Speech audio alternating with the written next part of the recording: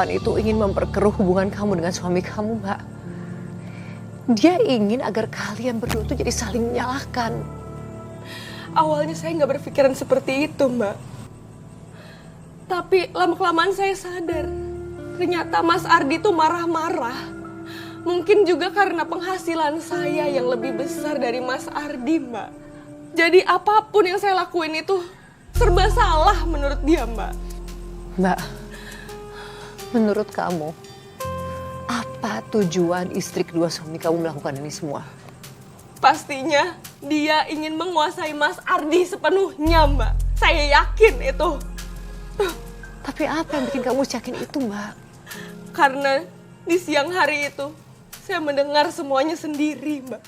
Setelah itu semuanya menjadi jelas.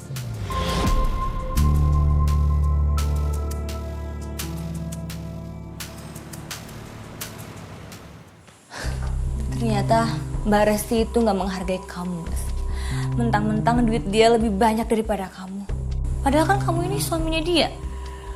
Lama-lama melunjak juga dia ya.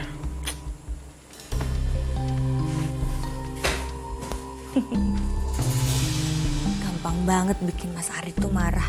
Belum apa-apa juga udah meledak-meledak. Dasar cowok. Kalau udah egois kayak gitu tuh.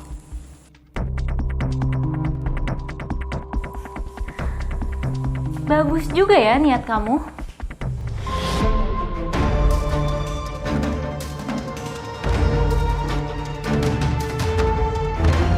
Ternyata kamu licik ya. Kamu nusuk aku dari belakang. Padahal aku udah baik banget loh sama kamu. Aku bolehin kamu tinggal di sini. Tapi ini balasan kamu sama aku. Ini tuh rumah Mas Ardi. Dan aku tuh istrinya Mas Ardi, Mbak. Dan aku tuh lagi hamil. Hamil anaknya Mas Ardi. Kamu pikir ini rumahnya Mas Ardi? Rumah ini warisan dari almarhumah ibu aku. Jadi Mas Ardi gak ada andil apa-apa soal rumah ini. Sekarang kamu keluar dari rumah. Lepasin, Mbak. Keluar kamu. Kamu lebih pantas tinggal di jalanan. Yang berhak mengusir aku di sini tuh hanya Mas Ardi. Kamu tuh nggak ada hak, Mbak. Rasti! Kamu apa-apaan, ha? Kenapa kamu kasar sama Vina? Ini mesti jahat banget. Masa dia dorong-dorong aku ini kan lagi hamil. Gimana kalau nanti aku keguguran? Kamu gak akan keguguran karena aku dorong. Kamu udah janji kan? Vina bakalan tinggal di rumah kita sampai dia ngelahirin. Gak, aku berubah pikiran, Mas. Rasti, Vina juga istri aku. Dia butuh tempat yang nyaman sampai dia ngelahirin nanti. Cari tempat lain, jangan di rumah aku. Aku bisa lebih kasar. Kalau istri kamu ini masih di rumah aku. Itu hari terakhir saya tinggal bersama suami saya, Mbak. Setelah itu, dia memilih pergi bersama istri barunya, Mbak. Setelah itu, setelah mereka sudah tidak ada, apa kamu jadi terbebas dari masalah, Mbak? Itu baru satu masalah yang selesai, Mbak. Setelah itu, ada bencana lagi yang menghampiri hidup saya, Mbak. Ya Allah, Mbak. Bencana apa lagi?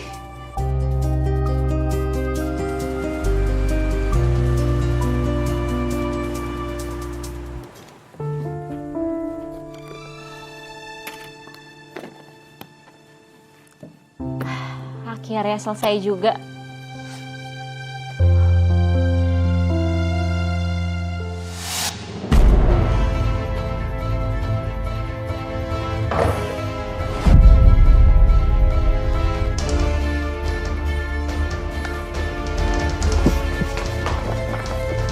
Mas Ardi!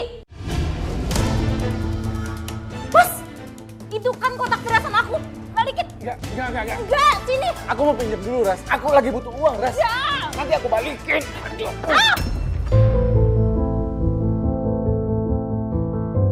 Padahal, Mbak, semua perhiasan itu aku beli dengan uangku sendiri. Hasil keringatku sendiri dari jualan kue, Mbak. Dan ada juga pemberian dari ibuku, Mbak. Itu yang membuat aku sangat sedih.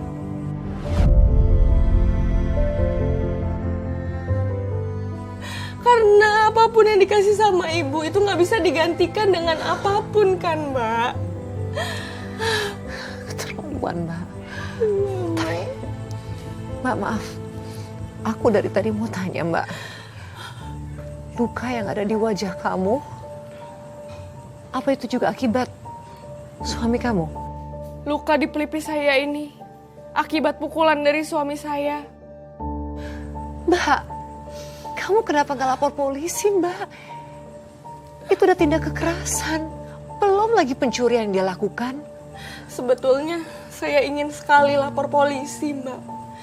Tapi saya itu nggak berdaya. Saya nggak punya saksi. Jadi nggak bisa dilaporkan, Mbak.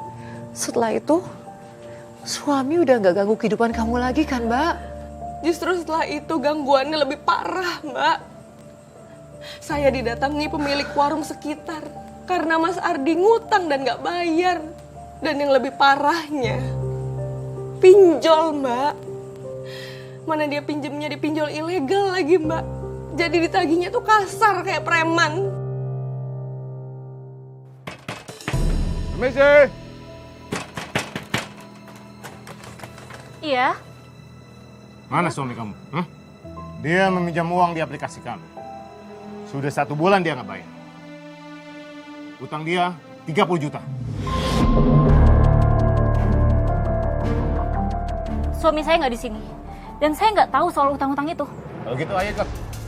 Ikut saya sebagai jaminan. Lepasin saya. Kan saya sudah bilang, saya nggak tahu soal hutang-hutang itu. Enak aja kamu bilang nggak tahu. Kamu istrinya kan? Jadi kamu harus ikut bertanggung jawab. Kalau kamu nggak mau bayar, kamu akan dipermalukan di semua sosmed kamu. Sampai kamu nggak sanggup lagi untuk bertemu dengan orang-orang. Dan semua isi kontak HP suami kamu, itu juga akan tahu.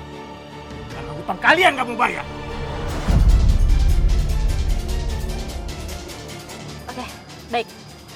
Saya yang akan bayar semua hutang suami saya. Bagus, ayo bayar sekarang. Ya ampun, Mbak. Kamu dikejar-kejar sama penagih hutang. Padahal itu kan hutang suami kamu. Iya, Mbak. Jadi Mbak, dari kamu jualan kue, kamu gak dapat apa-apa dong. Enggak sepeser pun, Mbak. Itu semua aku lakukan karena aku terpaksa. Aku khawatir akan keselamatanku, Mbak. Saya paham perasaan kamu, saya paham alasan kamu, Mbak. Tapi hal seperti ini gak bisa dibiarin begitu aja, Mbak. Harus ada efek jerak untuk suami kamu dan istri barunya itu.